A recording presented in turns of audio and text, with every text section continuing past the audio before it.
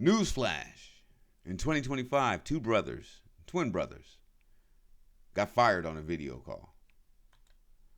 6 minutes later, they started erasing the United States government.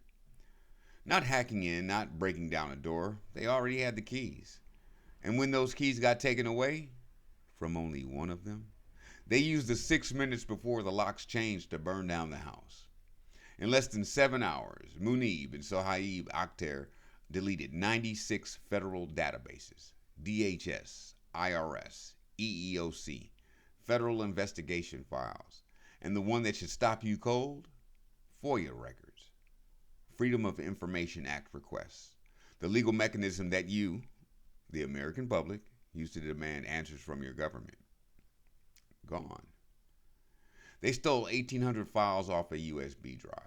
They grabbed federal tax records on 450 private citizens. And while Muneeb was still in the middle of the deletion, still actively burning it down, he stopped to ask an AI chatbot how to erase the evidence afterward. That's not panic. That's confidence. While all this is happening, his brother Sohaib is on the line watching. He says, and I'm quoting from the court record, "I see you cleaning out their database backups." Then he suggests, delete their file system as well? Muneeb says, smart idea. They even floated blackmail in real time while the databases were still deleting. This happened in February 2025. Sohaib was just convicted. Muneeb took a plea deal. And you didn't hear about it. Not really. Never. Not the way you should have. You want to know why?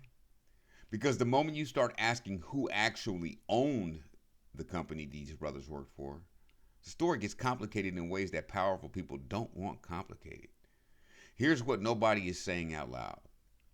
These two had prior federal convictions: 2015, wire fraud, unauthorized access to State Department systems, prison time, both of them. And then OPEXUS, a Washington, D.C. contractor running software for 45 federal agencies, hired them anyway, gave them access to the same ecosystem they already got convicted for breaching. That's not an HR mistake. That's a failure of the entire clearance apparatus. And nobody in that apparatus is being charged with anything. Now, let's follow the money. Because the brothers aren't really the story. They're the symptom. OPEXUS. Who are they?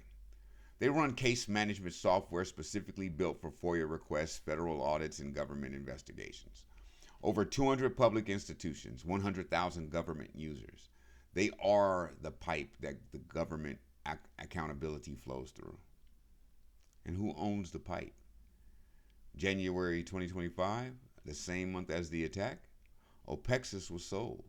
Majority stake acquired by Thoma Bravo, one of the largest private equity software firms on the planet. 184 billion in assets under management.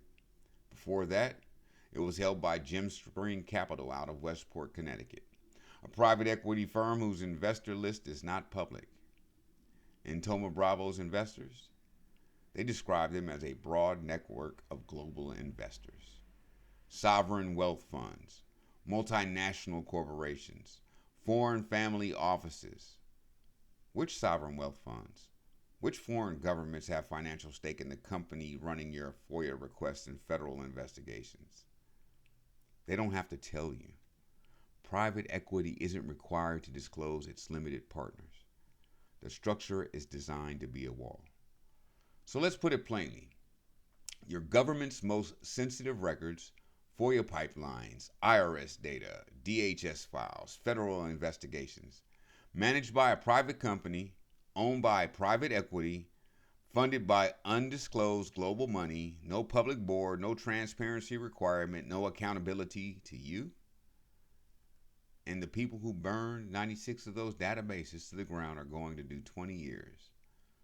While the system that handed them the matches is still operational, still contracted, still holding your data.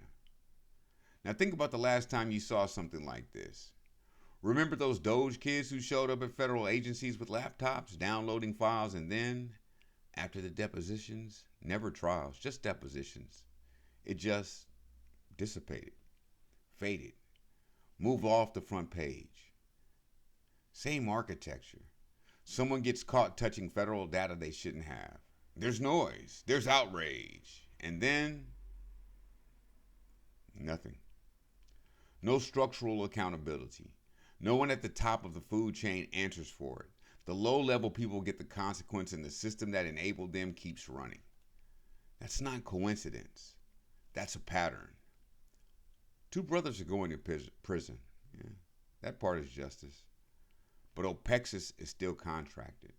Thoma Bravo still owns it.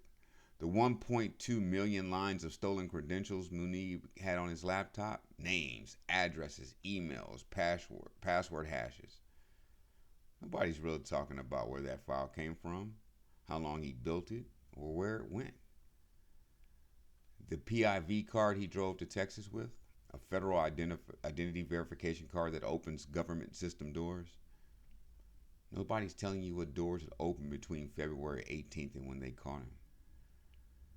And eerily, I ask myself, were these citizens?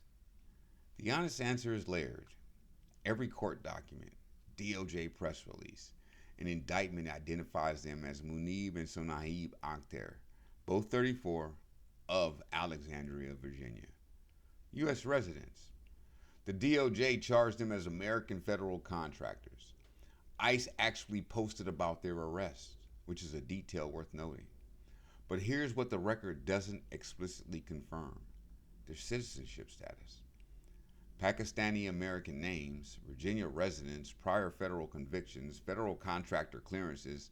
None of the court documents publicly available state U.S. citizens outright. That information either wasn't disclosed or wasn't relevant to the charges as filed.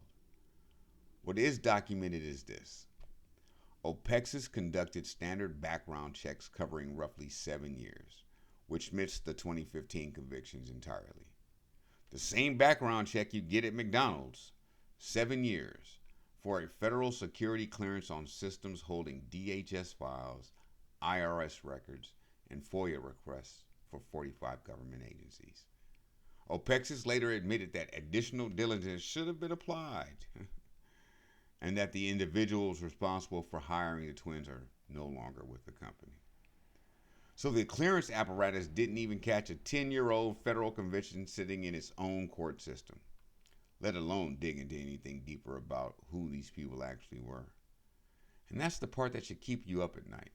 Not just what they destroyed, but the fact that nobody at any level was actually looking.